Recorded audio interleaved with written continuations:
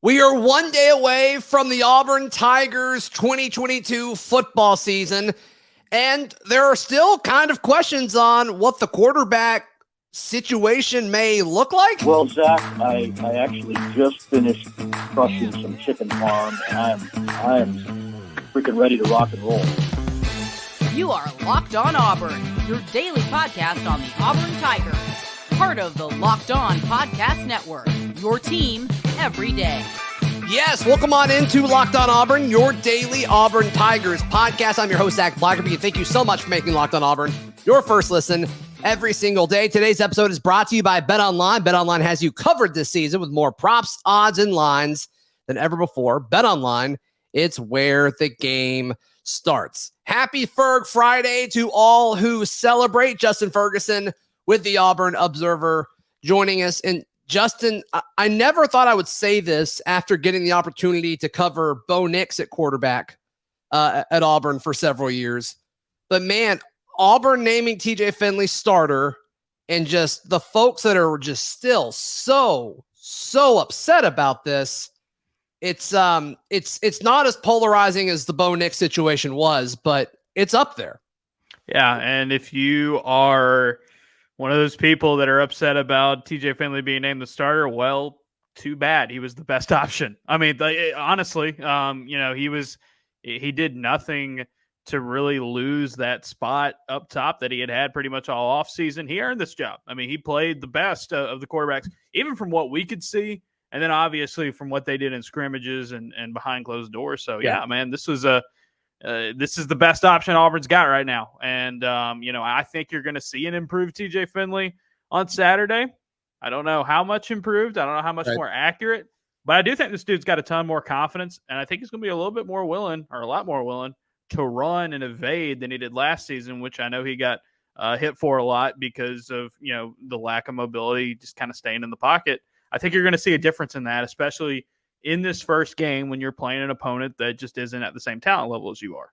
Yeah, I'm glad you bring up the mobility of TJ Finley because I think there's two schools of thought, right? One is he's not mobile. No matter what he does, everything he does will always be bad, right? That's what people say. But physically, to me, he looks like he's leaned up. He looks like a different, more athletic quarterback. I'm not saying I'm not saying that, he's Cam Newton. I'm not saying that, but he is moving better than he was a year ago. I don't think there's really any debate to that. And then also, we don't know the extent of his ankle injury, but he was dealing with some ankle stuff during the stint of the end of the season last year. And just you and I talked about it briefly after the practice on Saturday, and it's like he just looked way better than all the other quarterbacks. It's an open practice. What does that even mean? Does it mean anything? But the quarterback did a lot of individual stuff where they were rolling out of the pocket and moving, and he looked like pretty, I don't know, he was running pretty smooth to me. Yeah, he has definitely gotten a lot more confident in that side of his game. He said he went back and watched a lot of Joe Burrow at 2019 LSU, and Burrow obviously an incredible passer, but one of the things, and Auburn fans can remember this vividly, like his ability to evade and keep plays alive and work to get some of those guys open downfield, like Jamar Chase, like Justin Jefferson, made that offense even more deadly than it was to begin with. So I think that's what he's trying to bring to the table, especially knowing that Robbie Ashford, his backup, is a guy that is known for his running ability. So I think, there's going to be part of him that naturally wants to be able to provide some of that and not be a statue in the pocket because, the guy behind him, he's got wheels and he can do that and bring that to the table. So it's a side of his game that he had to improve, and it sounded like he put a lot of work into it this offseason. Ferg, to the folks that are anti-Finley and just are in the camp of, hey, he can never get better, and what we saw in his time as starter last year after Bo went down and got hurt, that's who he is for forever. I mean, there's a lot of people that think this way, right? Like I just got a review that was like hating on the show because of the first play of the Birmingham Bowl when TJ missed a guy by 5 yards or something like that. And it's like, if you're in that camp, I mean, I don't think there's any convincing at this point unless he goes out and does it. And they're going to be kind of rooting for him to fail, which is weird to me. Yeah. But I guess what do you say to them in regards of like guys can get better, guys can be developed and become better players? Yeah, guys can get better. As Bryan Harsin said this week, guys can get better, and that includes quarterbacks at Auburn. Here's the problem. it just hadn't happened in a while. Yeah. I would say that Bo Nix got, not a ton better, but there was statistical improvement from 2020 to 2021 under Bryan Harsin. Yeah. Harsin has a track record of his quarterbacks getting better over time. Definitely happened during his time at Boise State. And then on top of that, it's just like the last staff, that was not one of their strengths. That was not one of the strengths of the Gus Malzahn's scheme, his offense, whatever, just quarterback development. I mean, outside of the first one he had in Auburn for 2 years, Nick Marshall, Yep. You didn't really see those good steps forward. So I would say, guys can get better over time. And depending on how old you are as an Auburn fan, you may remember some of these. Jason Campbell was a guy that people did not want to see anymore. Unreal. Towards the end of his career. Right. They wanted Brandon Cox. And then it was like, boom, here comes Jason Campbell. He ends up being a first rounder, leading an undefeated team. Ben Leard is another great example of that. And I can't say that I remember very much of the Ben Leard situation, but you go back and read stories. Yeah, and you go to the numbers. That, it definitely happened there. So guys can get better. You're not a finished product. And for a guy like TJ Finley, you're definitely not a finished product because the 2 years of college football you've played at quarterback, you were an emergency option. You were not the guy.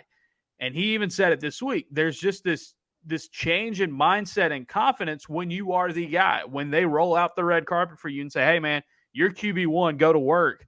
Any of us could sit into a situation and be like, all right, if we had a job that we had to do and a role we had to fill, and it was like, well, we didn't want you to have to do this, but you're going to have to. You do that for 2 years compared to no. This is your job. We're training you for it. We believe in you. This is what you are now. This is what you're doing. Of course, if you put yourself in that situation, you're going to feel a lot better on that second one. So I think that could have some carryover effect, and that could fuel some development. Again, I'm not saying he's going to become Jason Campbell. I'm not going to say he's definitely going to take a step forward. Right. But there's a lot of reasons to believe that he could, because this is just a completely different situation than he has been in. Honestly, it's a different situation that Auburn fans have been in for a while at the quarterback spot. No, that's a good point. I want to bring Robbie Ashford into this conversation in just a moment, Justin, but real quick to kind of put a bow on the Finley talk. Yesterday, I did 8 bold predictions for Auburn's season this year. The first one I read was I said TJ Finley starts all 12 games this year. On a scale of 1 to 10, how spicy is that take? Man, in the middle, probably like a 5, maybe a 6, just because there's different options. But from what we've heard from Bryan Harsin and seen this past couple of weeks, they want him to be the guy, and I think they feel like he's the best option there. And I think also just the way this schedule sets up lends itself to it, right? You play Mercer in week 1, then you play San Jose State, then you play Penn State, then you start your SEC games. Those are all at home. You have a runway to get momentum. And so that by the second half of the season, when the games get tougher, are you really going to pull a guy? Are you really going to replace a guy that deep in the season unless he's completely off the rails at quarterback by that point? So, yeah, I don't think it's that spicy at all. I could see it going either way. Right. But yeah, I think Auburn's plan and their hope is that TJ Finley has taken that step forward. He is that quarterback that has been in the lead for this job all fall, and that he's going to hold on to it. Right. There's a narrative that has emerged that TJ will start the season and Zach Calzada will end the season, which to me doesn't even make sense because all the excitement was about Robbie Ashford. Robbie Ashford is a backup quarterback right now. Where are you with that? I think a lot of people, bought into Calzada, and he. I did. Yeah. I understand that 100%. Calzada did have better numbers than Finley did last season and a little bit more time. He obviously had the big game against Alabama. Right. But honestly, what happened in the spring and that he was unable to go fully and that shoulder injury, it did affect him. And because what we saw in the fall from Zach Calzada was a quarterback that was inconsistent and just everyone on the coaching staff, the guys we talked to, and even a couple of players as well. Like, you talk differently about Finley and Ashford compared to him. So, yeah, I mean, if Calzada ends up being the guy at some point this season, I think it's going to have to be a situation where not only TJ Finley doesn't work out, but then Robbie Ashford doesn't work out as well, because this is not like all he's got to do is wait for the starter to come out. Like, you need two quarterbacks to show that they shouldn't be the guy moving forward for him to jump in that spot. That's kind of the situation you're in right now if you're Zac Calzada. I mean, then I think you can even make the argument of, if you're at that point and the season is just falling apart, which you would have to think it is if your first two quarterbacks need to be pulled, then I almost think there's a conversation of like, well, do you go ahead and let Gerner get reps because he's the future? Like, I think you could definitely make that argument. All right, I want to get Justin's thoughts on how Robbie Ashford really kind of fits. Is there going to be a quarterback rotation? Is that what we're going to see tomorrow when the Auburn Tigers host Mercer? We'll see in just a moment, right here on Locked On Auburn. Are you one of those people who think it's okay to drive stoned? What's the worst that can happen? You end up driving below the speed limit? It's no big deal, right? Wrong. Absolutely wrong. The truth is your reaction times slow way down when you're high, and you don't only put yourself in danger, but everyone around you. Talk about a buzzkill. Stop kidding yourself. It's not okay to drive high. If you've been using marijuana in any form, do not get behind the wheel. If you feel different, you drive different. Drive high and get a DUI. Justin Ferguson with the Auburn Observer. We'll talk about Robbie Ashford in just a moment, but the website, Auburn Observer, hitting another milestone, right? Yeah, so this week we celebrated our second anniversary. This is year 3 of the Observer, and it's a really good time to get on board because we've had a ton of stuff this off season, and we'll have even more here now that it is football season. So coverage, observations from the game this weekend will be up on Sunday. We'll have a recap podcast. We'll have a film room on Monday, and then we roll right into week 2 action. So you can check it all out, auburnobserver.com. Click around there, see if you like the previews that we have. Listen to our free podcast, and if you want to subscribe, $6 a month or $60 a year, and we email everything to you, so you don't have to wait for a link or anything like that. Everything we do comes right to your inbox. So check it out, auburnobserver.com. Yeah, I am giddy in excitement for that Monday mailbag that will be here in just a few days. I can't wait. All right, so Robbie Ashford. How much do you think he plays? We're assuming there's no injury. We're assuming TJ plays fine, unless you don't think he's going to. How much does Robbie Ashford play tomorrow? You know, heading into this week, I would have said I think Robbie Ashford plays in the first half, and I think Auburn tries to find a way to get him on the field in a non-garbage time capacity. Okay. Harsin's comments earlier this week kind of cooled that off for me a little bit. I want to stick to my guns. I still want to say that what we saw towards the end of fall camp, the last couple of weeks, where it seemed like Ashford was getting some first-team looks, even though we all knew it was pointed towards TJ Finley, is a sign. I wrote a newsletter earlier this week about kind of how this parallels the situation that Harsin was in at Boise State when they got Montel Cozart. And kind of what they did with him and Brett Rippon in the 2017 season. So I want to stick to my guns. I really do. But I do think there's also so much value in, because it is TJ Finley, in just saying like, hey, man, this is your job. And we're going to let you get as many reps and as much experience as again. And it kind of alluded to what Harsin said earlier this week. Yeah, I think we do see Ashford. I still want to say you see him in some capacity in the first half, but I wouldn't be surprised if that's not the case, just because I think there's so much value in like getting Finley one of these games where he gets a lot of confidence and you're saying, hey, you're QB1, buddy. We're with you. But it all comes down to what this staff views that Ashford can do. And if they feel like that Ashford can be that kind of change of pace or that package player, whatever you want to call it, that can help out with the offense, maybe do some things that Finley can't provide with his legs.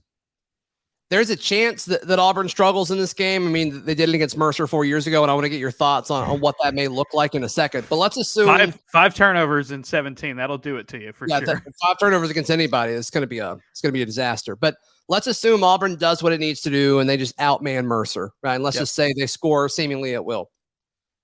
How many quarterbacks do you think we see? Probably just two. I mean, I don't know if you necessarily see a third one unless, I mean, you have just blown the doors off of this team, and you're in the fourth quarter and you're just pulling everybody. I think two probably is going to be your max, but yeah, I wouldn't rule it out. I just think it would be different if we were talking about Zach Calzada this last month, as in, oh, he's right there with those guys, and there's kind of that, but like there was the way, like I said earlier, the way he was talked about compared to Finley and Ashford was just different. It's like, hey, we're bringing him along. Eric Kiesau talked about the injury and not, being there fully in spring, how much, they're trying to bring him along that way. So, I think that's what's probably going to hold it back.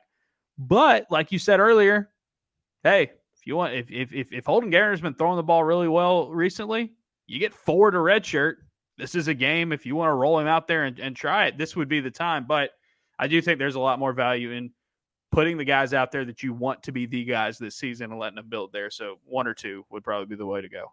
If Garner gets in, does Calzada transfer soon? The thing about Calzada transferring and the thing about all that is it's like, well, he's already used his one-time I don't know where he sits in terms of graduating or anything like that. But yeah, I felt like the third quarterback in this battle would probably be somebody who wouldn't hang around. It's just when. There's really not value in leaving right now. Right. Other than like, because, and like to the point that other people are making, like you could be an injury or a bad form away of having to be that guy. Right. Right. So I don't think Calzada can count on. And from what we've seen in practices and what we saw down the stretch of fall camp, he did not look like a dude that was down in the dumps about being third string. This dude continues to work and continues to do what he needs to do. So I think he's got to be ready. But yeah, I said earlier, I don't think that all three of your older quarterbacks would hang around in that situation. And I think also Gariner's progress in a perfect world could push some of that. Yeah. And I hate to even bring this up, but I think it is a reality. I think Gariner's solid to Auburn. I think he understands that he's got a really good chance to be the next quarterback in the future, whenever that is. For sure. But there's still going to be some recruiting, right? Like you got to re-recruit the guys that are already on your team, right? Yeah. I think the thing that's helping out Auburn right now is that there isn't a 2023 quarterback on the board, and there might not be. They've got Adrian Posse already as your 2024 quarterback. They could still try to get a guy like Aaron Nolan as well and double up. But yeah, all 4 of the quarterbacks in the room right now have multiple years of eligibility left. Like, so this was a situation like if you want to get one really good quarterback a year, I get that. That makes sense in the modern landscape of college football. But like if there was a year to kind of not have it and have a little bit of a break and not recruit over people's head and push around, this would have been it. That's a good point. All right. How could Auburn potentially struggle on Saturday against Mercer? We touch on that in just a moment right here on Locked On Auburn. Got to tell you folks about our friends at Frisky Whiskey. It is just about 10 to 15 minutes outside of Opelika, maybe 20 minutes outside of Auburn. Or look, if you're coming to campus this weekend from Atlanta, just stop on the way in, especially if you're tailgating. You're not going to find better deals for all of your tailgating, alcohol, liquor, spirits, whatever it may be, than at Frisky Whiskey. They're just inside of Georgia. They have different tax regulations and things like that in Alabama. So the prices are dramatically less than anything you'll find throughout the state of Alabama. And also, Frisky Whiskey, they've got 10,000 square feet of selection. It's ridiculous. Borderline overwhelming the first time you go in there. There's just so much great value and so many great options at our friends at Frisky Whiskey. It's right off of 85, right outside of the Alabama line, right inside of Georgia. And if you're on 85 and once you get close, you will see billboards all over the place pointing to Frisky Whiskey. It is the only place that I buy my alcohol and liquor, and I think it should be the only place for you as well. Check out our friends at Frisky Whiskey. We got a few minutes left this week with Justin Ferguson of the Auburn Observer. You mentioned turnovers a few minutes ago. Outside of turnovers, outside of injuries, are there any kind of concerns when you look at this and it's like, okay, if Auburn does struggle like they did in 17, it's because of this. Number 13, their wide receiver seems to be significantly better than everybody else on their roster. I'm thinking maybe he gives Jalen or Nehemiah on Auburn starting corners. Maybe he gives them some trouble. I think that'll be a really fun matchup to see. But outside of that, Jay Ferg, I'm not really seeing anything. Not really seeing a ton. I think offensively, the worry is new offensive line, some new pieces. Do you struggle? Mercer did a really good job of slowing down the run in week 1 against Morehead State. Yes, it is Morehead State. But, they have been more susceptible to the air than on the ground the last couple of seasons. Alabama put up a ton of yards through the air. Didn't have quite as much success on the ground last season in their meeting last year. So that's what I'm thinking of. Like, what if Auburn's offensive line really doesn't show a lot of progress, really show a lot of growth? Some of that newness really stands out. That could be something to worry about. But yeah, you were talking about the big play receiver for Mercer. This was an offense built on big plays. They were, top 20 offense in FCS last season in terms of just generating the big number. When they get hot on offense, they can put up a lot of points. They obviously did that last week. Special teams could also be an advantage. They had a 93-yard kickoff return for a touchdown. But yeah, I go back to something Jalen Simpson said earlier this week where it was like, bend don't break. And I know people hate hearing that, but they freaked out. Yeah. It's a smart philosophy in modern football because it's hard to just say, hey, we're going to line up and dominate you. And of course, against Mercer, you obviously don't have to worry about it as much. But the thought process there is this with Mercer. What fuels an upset or what fuels a closer than expected game is big plays. Guy makes a mistake, guy falls down in coverage, there's a bust, boom, big play. Right. If you play good, sound defense, keep everything in front of you and say, hey, you're going to have to drive on us. The strength that you have in the trenches, the size and the talent difference is going to wear them down eventually, right? You don't want to give up big plays. You don't want to give up the chunks against them. So keep everything in front of you.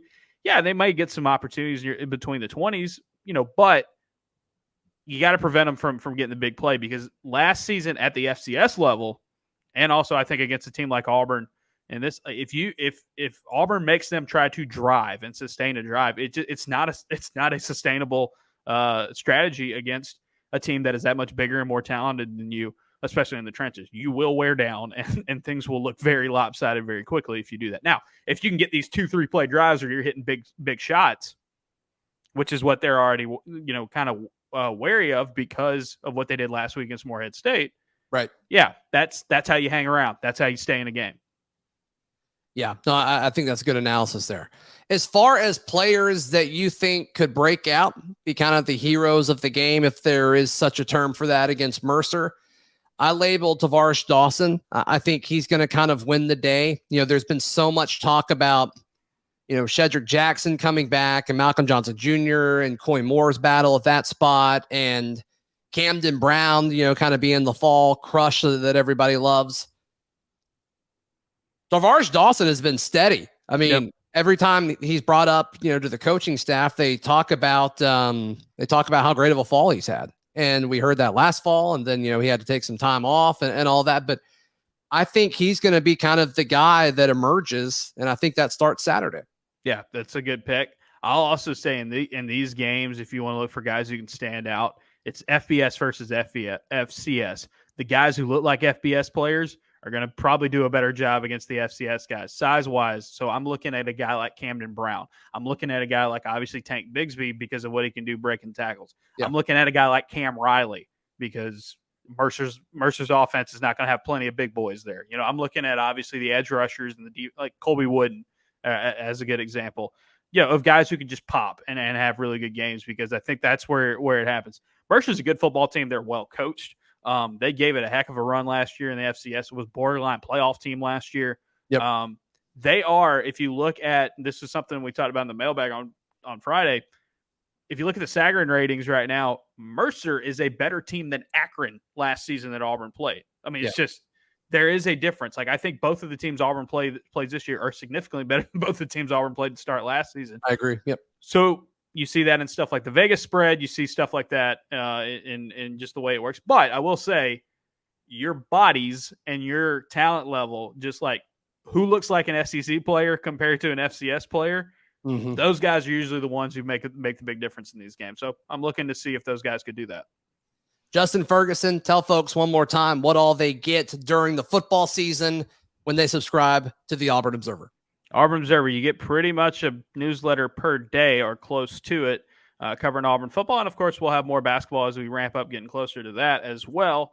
We get podcasts You can listen to our recap podcasts, our free ones. Those will come out on Sundays during football season, Sunday afternoons. You can check that out wherever you listen to podcasts. Our preview podcast covering the Mercer game came out on Thursday, Painter and I. And then also, if you subscribe, you get the Friends of the Program podcast with Painter and Dave McKinney and Pablo Escobar on Twitter.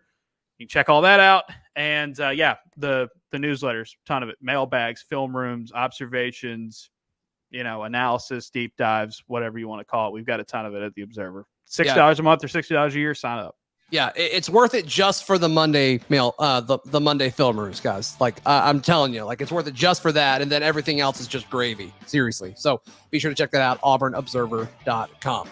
We'll be back Sunday morning for a little morning after show. Daryl Dapprich will join me for that to recap everything that happened that impacts Auburn, obviously, with their game and other things happening throughout college football. So stay tuned. We'll see you Sunday morning and then back to normal on Monday as well. All right, here on Locked On Auburn.